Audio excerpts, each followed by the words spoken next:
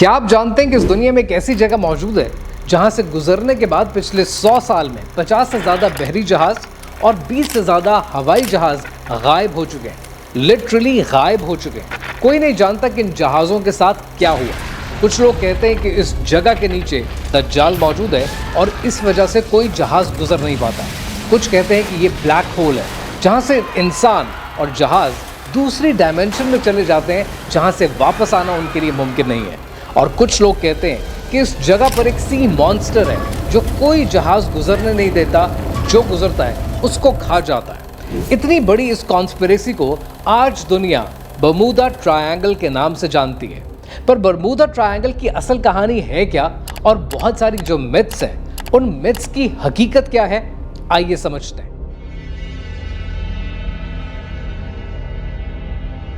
दोस्तों, कहानी शुरू होती है सन 1881 से। यूके के शहर लिवरपूल से एक जहाज के जिसका नाम एलन ऑस्टिन है अपना सफर शुरू करता है न्यूयॉर्क के लिए।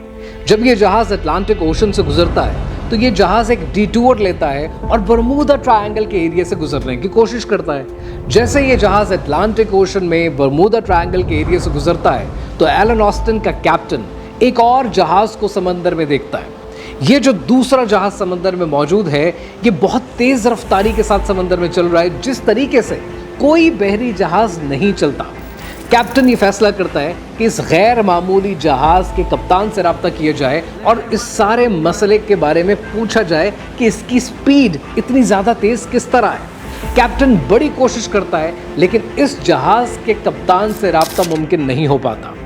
एलन ऑस्टिन के कैप्टन ये फैसला करते हैं कि अपने जहाज से कुछ क्रू मेंबर्स को एक कश्ती पर इस बहरी जहाज के पास भेजें और पता करें कि ये मामला है क्या।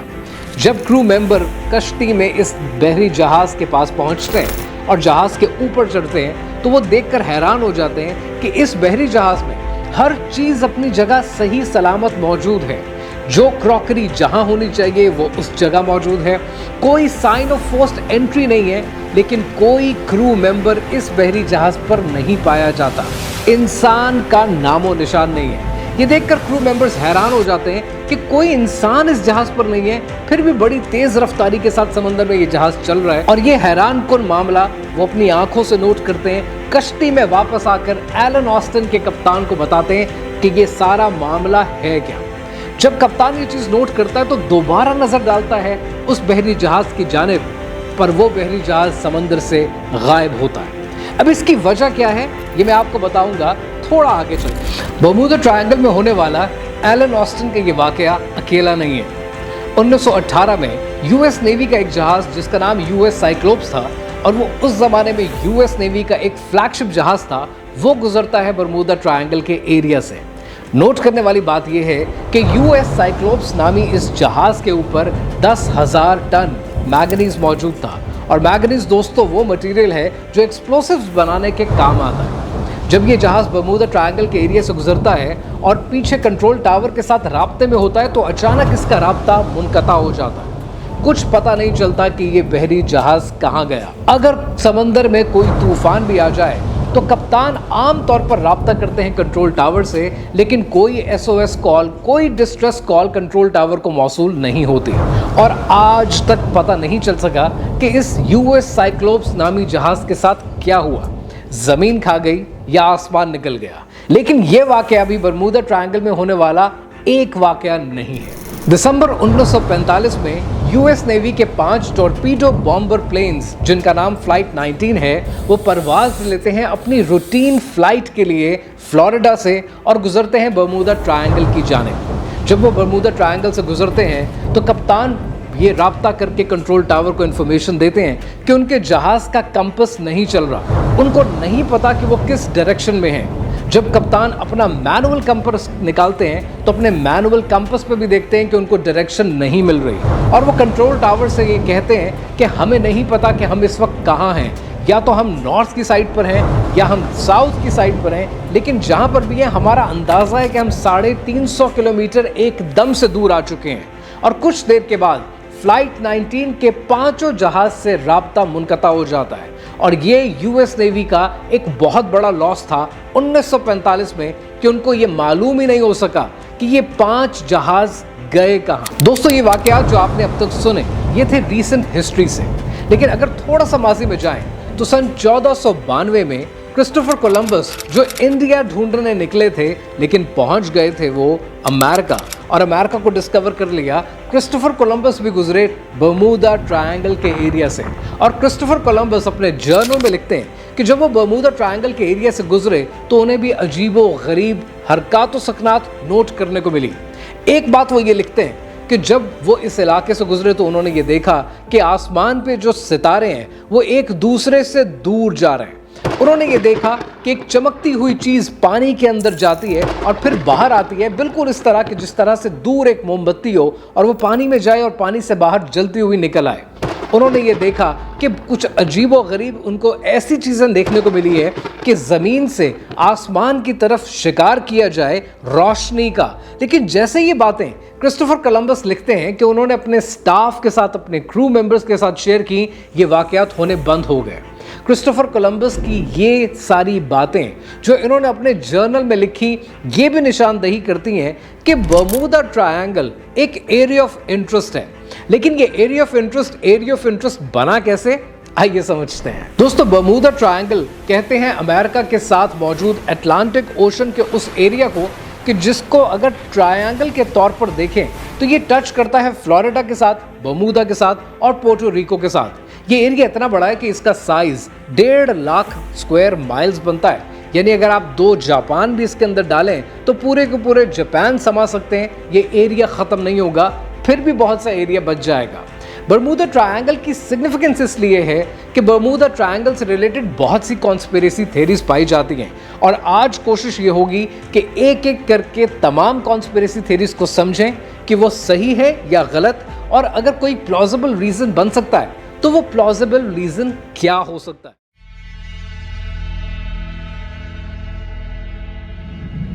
पहली बात करते हैं कि एक बहुत बड़ी मिथ पाई जाती है कि इस एरिया से जब जहाज गुजरते हैं तो उनका कंपास नहीं चलता। दूसरा रीज़न लोग ये कहते हैं, दूसरी मिथ ये पाई जाती है कि ये इलाका बहुत डीप है, ये समंदर में बहुत गहरा है, इस वजह से बहुत से जहाज डूब जाते हैं। तीसरी मिथ ये पाई जाती है कि ये इलेक्ट्रोमैग्नेटिक फील्ड का एरिया है, यानी जब जहाज़ यहाँ से गुजरते हैं तो इलेक्ट्रोमैग्नेटिक फील्ड किसी जहाज़ के इलेक्ट्रॉनिक पार्ट्स को, मैग्नेटिक पार्ट्स को चलने नहीं देते। चौथा रीज़न ये कहा जाता है कि यहाँ पर ब्लैक होल मौजूद है, यानी जो यहाँ से गुजरता है वो एक और डायमेंशन में चला जाता है और उस डायमेंशन से वापस आने का सवाल ही पैदा नहीं होता। पांचवा प्लॉजिबल रीज़न, पांचवी मिथ, पांचवी कॉन्स्पिरेसी थ्योरी ये कहती है कि ये इलाका मीथेन गैस का एरिया है, यानी इसके नीचे मीथेन गैस के रिजर्व्स पाए जाते हैं जिसकी वजह से जहाज डूब जाते हैं। छठी मिथ ये पाई जाती है कि यहाँ पर कोई सी मॉन्स्टर मौजूद है और वो जहाज़ों को खा लेता है। फिर एक मिथ पाई जाती है कि इस इलाके में दज्जाल मौजूद है और दज्जाल की वजह से यहाँ पर कोई चीज़ चल नहीं पाती, लोग अपनी जानें ज़ाया कर जाते हैं।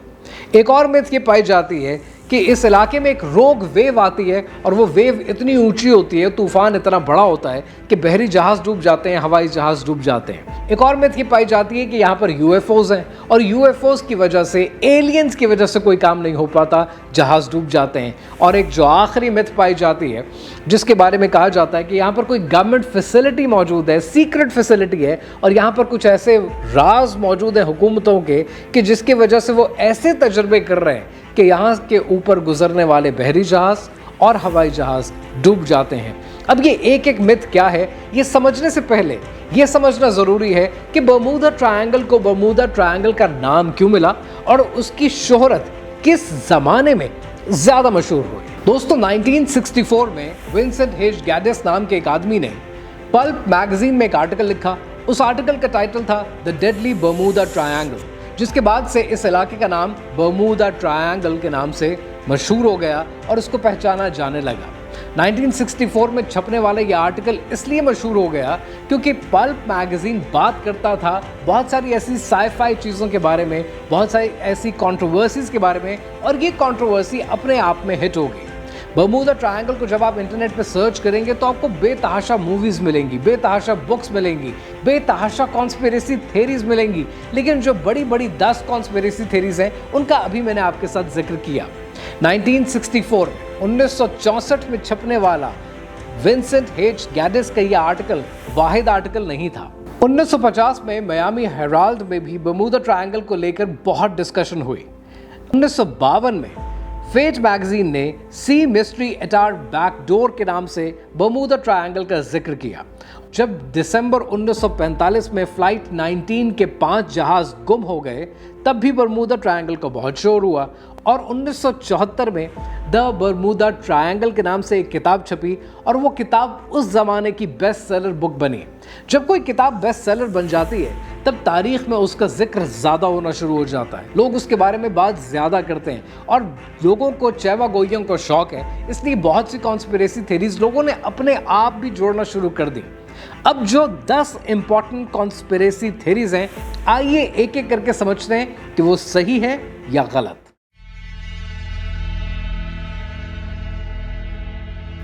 दोस्तों, पहली मिथ है कि कंपास की रीडिंग सही नहीं आती।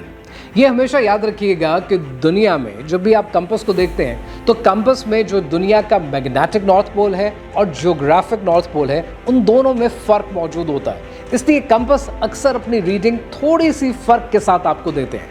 साइंटिस्ट ने इस मिथ को बस्ट कर दिया है और कह दिया है कि इसकी लॉजिक इसलिए नहीं बनती कि माजी के जहाज़ों में माना जा सकता था कि ज्योग्राफिक नॉर्थ पोल में और मैग्नेटिक नॉर्थ पोल का फ़र्क हो सकता था, लेकिन अब जितनी मॉडर्न टेक्नोलॉजी के साथ बहरी जहाज़ और हवाई जहाज़ दुनिया में मौजूद हैं और अपना सफ़र करते हैं, उनको ये प्रॉब्लम उतनी नहीं आती जितनी ये प्रॉब्लम माजी में आया करती थी। तो ये रीज़न नहीं हो सकता कि यहाँ पर गुजरने वाले जहाज़ इस वजह से डूब जाते हैं या गायब हो जाते हैं। दूसरा रीज़न लोग ये कहते हैं कि बर्मुदा ट्रायंगल के नीचे डेप्थ इतनी ज़्यादा है कि लोग इसके अंदर जाकर खो जाते हैं और पानी जितना गहरा होगा वो आपको चलने नहीं देगा और बहरी जहाज़ यहाँ चल नहीं पाते। ये मिथ भी अपनी तौर पर गलत है।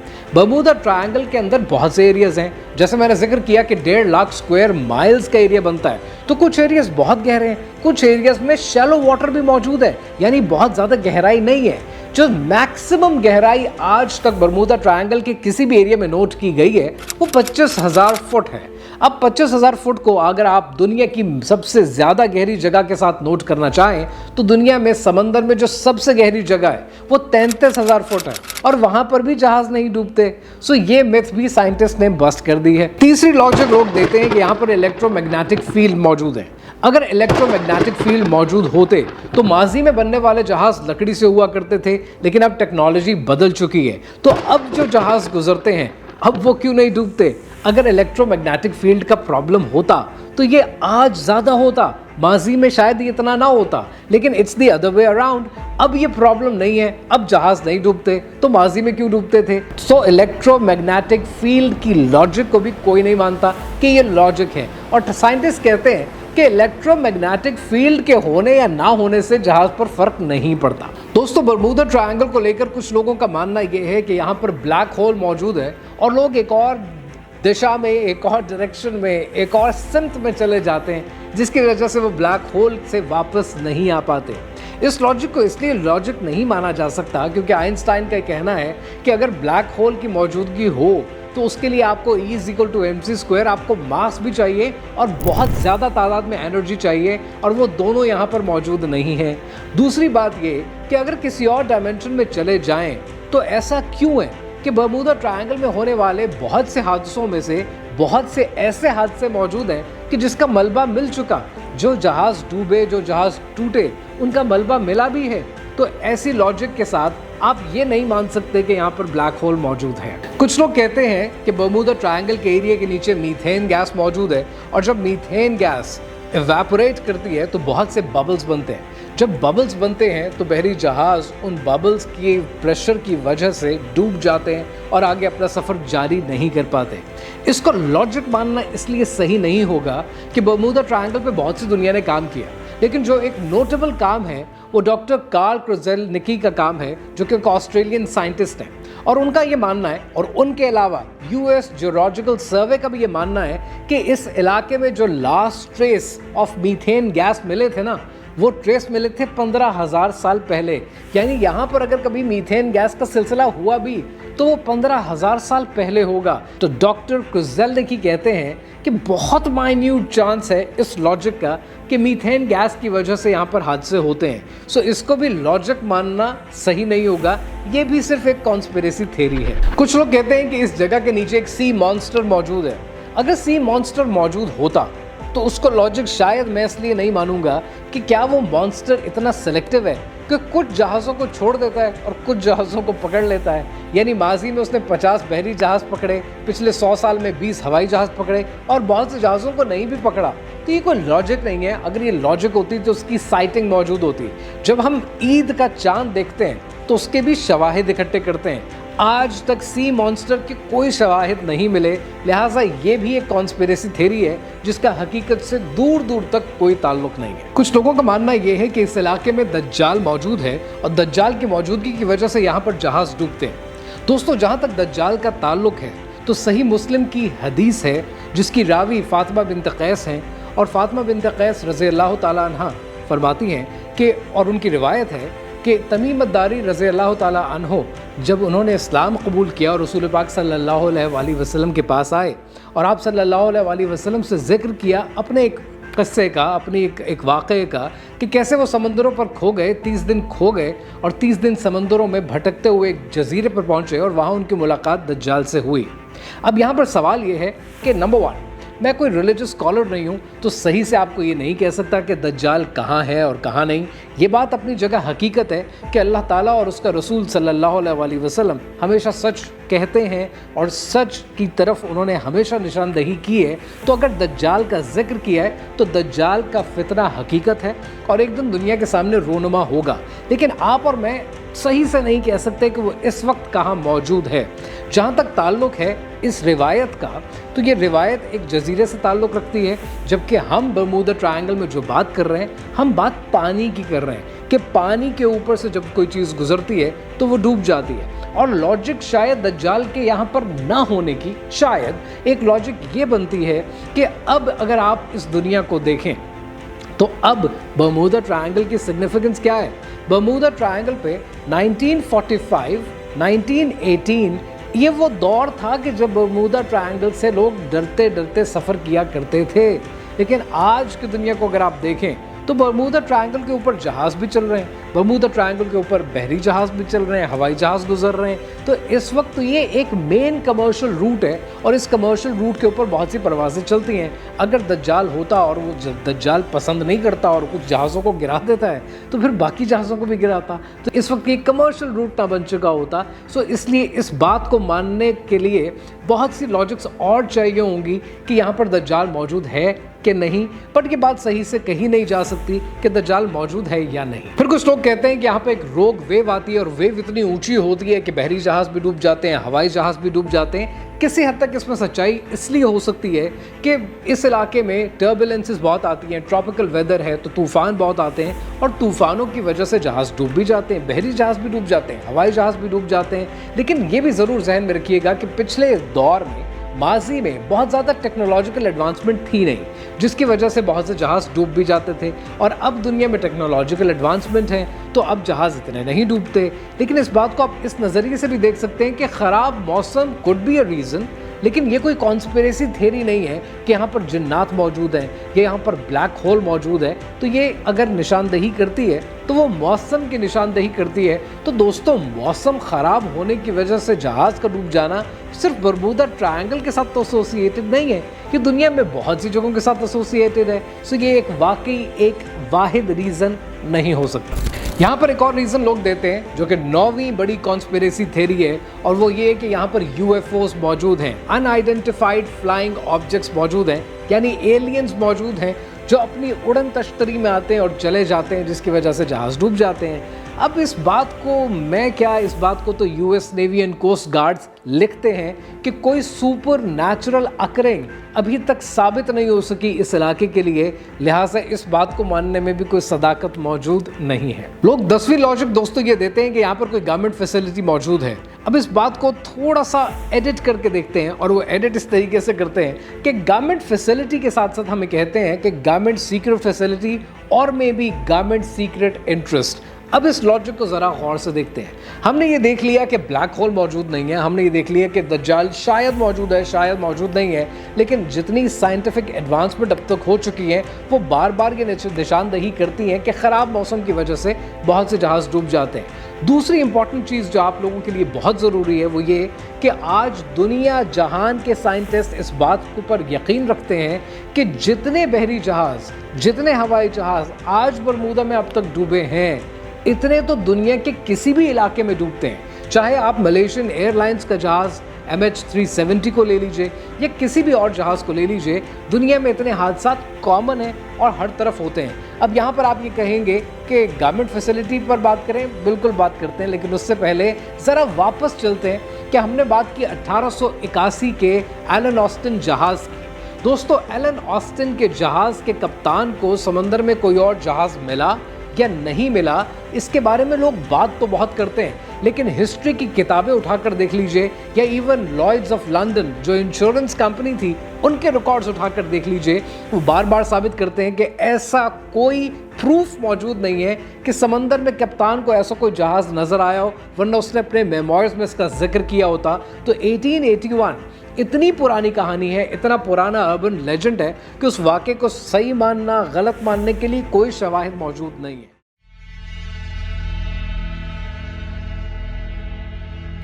यानी बर्मुदा ट्रायंगल को लेकर जितने वाक़यात हैं ये पिछले 100 साल के वाक़यात हैं, और अगर इन 100 साल के वाक़यात को गौर से देखें तो इसमें बड़ा वाक़या कौन सा है? 1918 का US साइक्लोप्स या 1945 का फ्लाइट 19, ये दो बड़े वाक़यात हमें देखने को मिलते हैं। अब ज़रा दुनिया की तारीख़ को उठाकर देखें। 1918 का जो वाक़या हुआ ये कब हुआ? 1918 में। 1918 कौन सा साल था? वो साल था कि 1914 की शुरू हुई जंग अज़ीम नंबर 1 ख़त्म हुई 1918 में, और फिर ये वाक़या हो जाता है। और दूसरी जंग अज़ीम 1939 में शुरू हुई, 1945 में ख़त्म हुई, और उसके बाद फिर एक वाक़या हो जाता है, और दोनों दफ़ा अमेरिका के मिलिट्री प्लेन्स इसमें शामिल हैं। अब ये चीज़ इंपॉर्टेंट है और नोट करने वाली है। दोस्तों, अगर आप बर्मुदा ट्रायंगल की हिस्ट्री उठाकर देखेंगे तो आप देखेंगे कि बर्मुदा ट्रायंगल की जो सिग्निफिकेंस है, यानी जितनी ज़्यादा कॉन्स्पिरेसी थेरीज बनी है, ये कब बनी है? ये कॉन्स्पिरेसी थेरीज 1945 से लेकर मैक्सिमम जितनी बनी है वो 1980s तक बनी है, और 80s के बाद आकर ये कमर्शियल फ्लाइट्स का सिलसिला शुरू हो गया। अब बर्मुदा ट्रायंगल से बहरी जहाज़ गुजर रहे हैं, हवाई जहाज़ गुजर रहे हैं, ट्रेड हो रही है। अब तो जहाज़ नहीं डूबते, अब तो कॉन्स्पिरेसी थेरीज नहीं है। तो 1945 से लेकर 1980 के बीच में क्या था, और इस एरिया की सिग्निफिकेंस को अगर आप हिस्ट्री के साथ जोड़ेंगे तब आपको ये समझ में आएगा कि ये एरिया ऑफ इंटरेस्ट अमेरिका के लिए था, क्योंकि कोल्ड वॉर चल रही थी। ये वो दौर था कि जब रशिया क्यूबा के साथ मिलकर यहाँ पर इन्फिल्ट्रेशन करना चाहता था। ये वो दौर था कि जब साउथ अमेरिका की कंट्रीज़ को कम्युनिज्म में शामिल किया जा रहा था। तो ऐसे दौर के अंदर यूएस के लिए भी और रशिया के लिए भी ये एरिया ऑफ सिग्निफिकेंस था कि इस एरिया के अंदर जितनी स्टेट्स मौजूद हैं, कम्युनिस्ट चाहते हैं कि वो प्रो कम्युनिज्म हो जाए, और अमेरिका चाहता है कि वो प्रो कैपिटलिज्म हो जाए। और इस एरिया के अंदर जो पोर्टो रिको है, पोर्टो रिको की हिस्ट्री भी ज़रूर पढ़िएगा, क्योंकि बड़ी इंटरेस्टिंग हिस्ट्री है कि कैसे पोर्टो रिको को एक अलग स्टेटस तो हासिल है, लेकिन उसका सदर भी अमेरिका के सदर को माना जाता है, यानी अमेरिका की इन्फिल्ट्रेशन बड़ी मजबूत है। सो इस एरिया में जब तक कोल्ड वॉर रही, बर्मुदा ट्रायंगल का जिक्र रहा। जैसे ही कोल्ड वॉर ख़त्म हो गई, बर्मुदा ट्रायंगल की कॉन्स्पिरेसी थेरीज दम तोड़ गई और ये कमर्शियल रूट बन गया। इस चीज़ को जब आप हिस्ट्री से जोड़ेंगे तब आपको समझ में आएगा कि एक प्लॉजिबल रीज़न ये हो सकता है कि जब जब गवर्नमेंट्स का इंटरेस्ट होता है तो वो किसी भी इलाके को कॉन्स्पिरेसी थ्योरी बनाकर नो फ्लाइंग जोन बना देते हैं, और जब कहीं चाहिए कि इस इलाके का अब हमारा इंटरेस्ट ख़त्म हो गया है तो इस इलाके को पब्लिक के लिए ओपन कर देते हैं। जब आप हिस्ट्री को, इकोनॉमिक्स को और पॉलिटिक्स को इकट्ठा पढ़ने की कोशिश करेंगे तब ये टेढ़ी दुनिया आपको सीधी समझ में आने लगेगी। हर चीज़ जिसके ऊपर हम जन्नत का स्टिकर या दज्जाल का स्टिकर लगा देते हैं या ब्लैक होल का स्टिकर लगा देते हैं ना, वो भी किसी हद तक एक सियासत होती है। जब आप आँख नाक कान खोल कर चीज़ों को उसकी हकीकत में जानने की कोशिश करेंगे, तब ये दुनिया आपको सीधी समझ में आने लगेगी और दिमाग का इस्तेमाल बढ़ना शुरू हो जाएगा।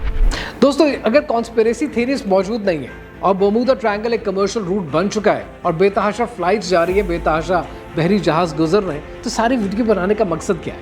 मकसद बड़ा सिंपल है कि दुनिया को आप सही निगाह से देखना शुरू करें ताकि आप अपने लिए सही फैसले करना शुरू हो जाएं। जिन चीज़ों को आप मैजिक समझते हैं वो लॉजिक के मयार पर पूरी उतरें तब माने। लॉजिक से हटकर कोई चीज़ नहीं होती। जो चीज़ कॉमन सेंस में समझ में आए उस चीज़ को माने। हर चीज़ को कॉन्स्पिरेसी थ्योरी का स्टिकर ना दे दें। तब आप जिंदगी के लिए, अपने लिए और जो रोज़मर्रा एक्टिविटीज़ दुनिया में हो रही हैं उनको पहचान कर सही फैसले करने के काबिल हो जाएंगे। अगर अब तक आपने ये वीडियो देखी है और ये वीडियो आपको अच्छी लगी है तो चैनल को ज़रूर सब्सक्राइब कर लीजिएगा ताकि नेक्स्ट वीडियोस आपको नोटिफिकेशन में आसानी के साथ मिल सकें।